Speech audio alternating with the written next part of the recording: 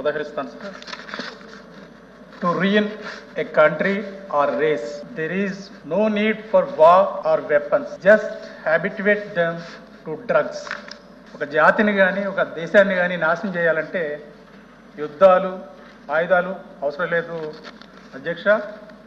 వారికి మత్తు పదార్థాలు అలవాటు చేస్తే చాలు ఆ జాతి నాశనం అయిపోతుంది అనేది ఇది ఒక యుద్ధ తంత్రం సార్. అటువంటి డ్రగ్స్ మన ఆంధ్రప్రదేశ్లో విచ్చలవిడిగా అందుబాటులోకి వచ్చేసినవి అధ్యక్ష. కేంద్ర ప్రభుత్వం ఆధ్వర్యంలోని సామాజిక న్యాయ సాధికారిత మంత్రిత్వ శాఖ 21-22 సంవత్సరాలకు సంబంధించి అందజేసిన వివరాల ప్రకారం మన రాష్ట్రంలో 20.19 లక్షల మంది డ్రగ్స్కి అలవాటు పడిపోయారు అధ్యక్ష. ఈ వీడియో కానీ మీకు నచ్చినట్లయితే లైక్, కామెంట్, షేర్ చేయండి. మరిన్ని అప్డేట్స్ కోసం సబ్స్క్రైబ్ చేయండి.